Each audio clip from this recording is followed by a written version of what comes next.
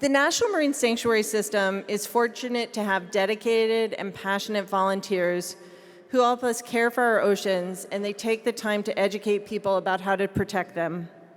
For that reason, we present the Foundation's Sanctuary Wavemaker Award for outstanding contribution in service to National Marine Sanctuary. Ladies and gentlemen, please welcome to the stage the Director of NOAA's Office of National Marine Sanctuaries, Mr. John Armour, to present the Sanctuary Wavemaker Award.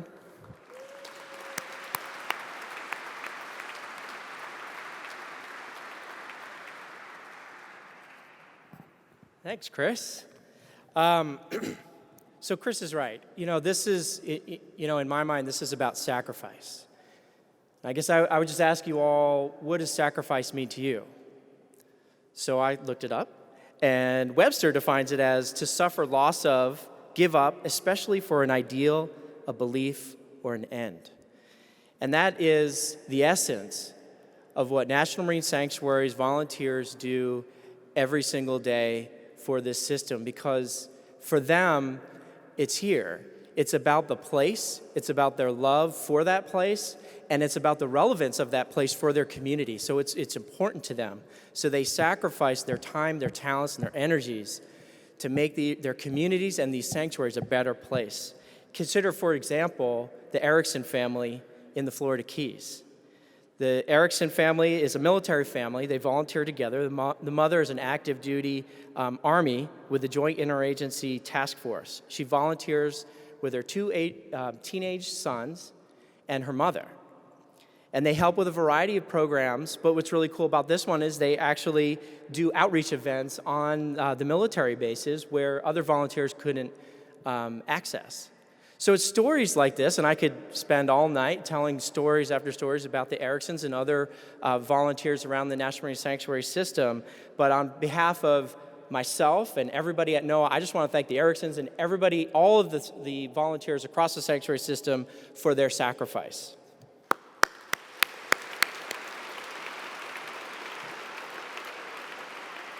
So in fact, in 2018, we had volunteers contributed over 130,000 hours of service and sacrifice across the sanctuary system.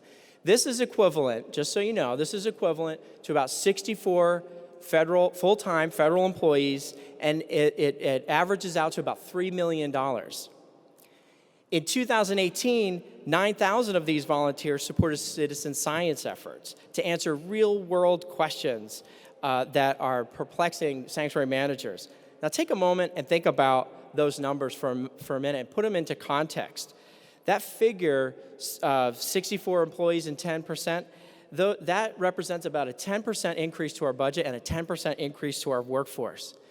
Take a moment and think about what that could be if we had more programs and more volunteers like the Ericksons and like the Wavemaker who we're going to be celebrating this evening. And by the way, just as a public service announcement, if you're interested in volunteering, go onto our website, click the get involved link, and get in there, and you can do anything from film internships to counting whales in Maui, Hawaii. So Jim, I'm looking at you, Jim not. Okay.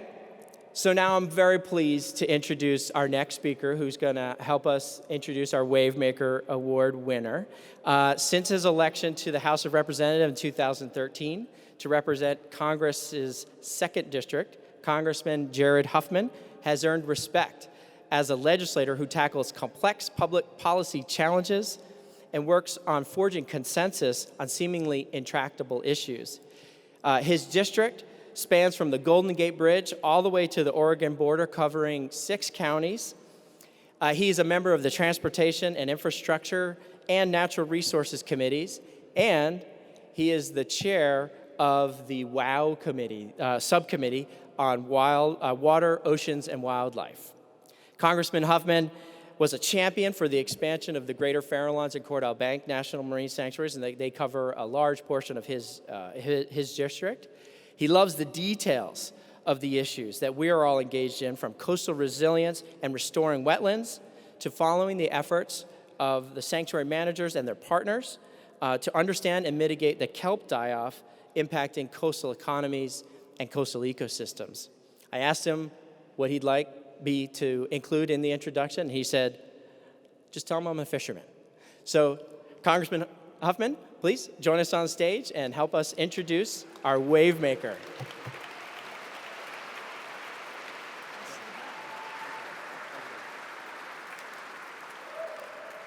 Well, thanks, everybody. What a great evening. I am Congressman Jared Huffman, and I am here tonight to help introduce a true champion for ocean conservation in the San Francisco Bay Area, and that is Francesca Koe. Francesca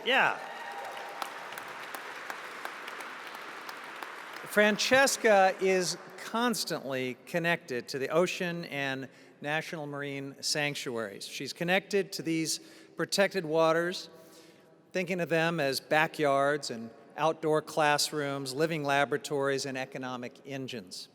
But more than that, Francesca truly emulates what it means to be a wave maker and a game changer. She is making a difference and taking action. Francesca serves on the Greater Farallones National Marine Sanctuary Advisory Council, where she and other community members provide feedback and advice to the sanctuary managers. At the Greater Farallones Association, she and her team are connecting Bay Area communities to our national marine sanctuaries through citizen science and education programs that are raising the next generation of ocean champions and bringing awareness to ways we can appreciate and protect our special ocean places. In particular, she and others on the Advisory Council have rallied the community around climate change issues, especially kelp restoration, such an important nursery for fisheries and abundant wildlife, and the expansion of the Greater Farallones and Cordell Bank National Marine Sanctuaries, a historic project that now protects 350 miles of the Pacific along my coastal congressional district, from just beyond the Golden Gate Bridge all the way up to Point Arena in Mendocino County. These Northern California marine sanctuaries are now twice their original size, thanks to a decades-long effort from leaders like Francesca, along with environmentalists, fishermen, researchers, the tourism industry, elected officials, thousands of citizens across our region, and I should give a special shout out to my predecessor, Congresswoman Lynn Woolsey, who worked tirelessly on that expansion. Now, earlier this spring, Francesca participated with scientists and resource managers in the Ocean Climate Summit in California to improve the resilience of the California coast and ocean through awareness, action, collaboration, and leadership. So she is a very deserving recipient of this honor tonight. Please join me in congratulating and celebrating Francesca Koe as our 2019 Sanctuary Wavemaker. Francesca.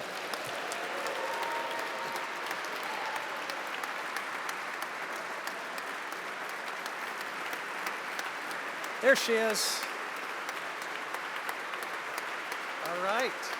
Congratulations.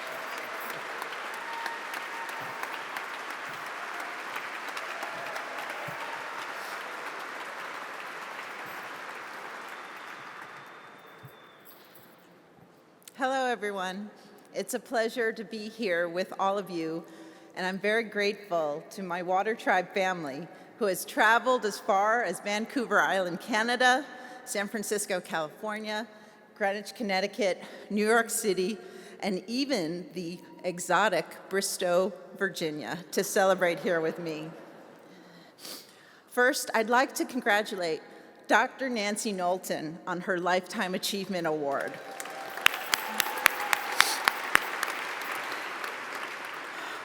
Thank you, Nancy, for charting a course for so many of us to follow.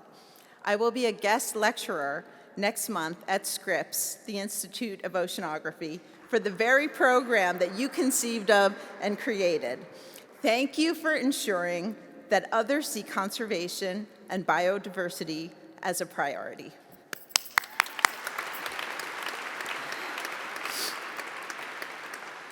I am also grateful to know that the Walton Family Foundation is funding community projects that support sustainable fisheries and commercial fishermen, like the Catch Together program. So thank you for your leadership in creating incentives so that the sound management of fisheries can continue.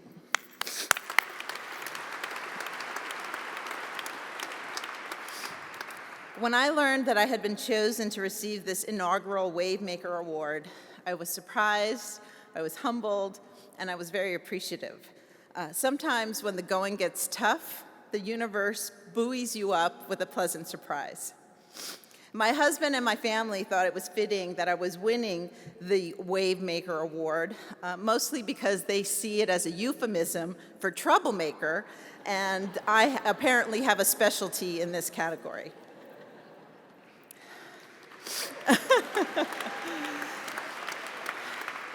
I am nowhere more at home than underwater, in the ocean, any of them, but swimming through the kelp in the Pacific is my preferred happy place.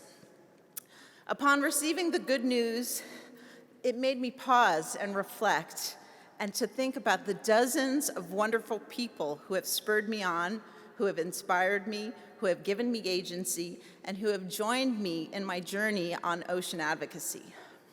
First, I would like to thank, and if I start crying, it's because I spend so much time in the salt water, it has to come out. I would like to thank Karen Garrison. Karen Garrison is the former director of the Oceans Program at NRDC, and her policy expertise and dedication are unparalleled. She is someone who initially sparked my ocean activism. There are many of my former colleagues from NRDC here this evening. I worked there for nearly 9 years on campaigns and communications, and I want to thank you for continuing to fight the good fight, NRDC.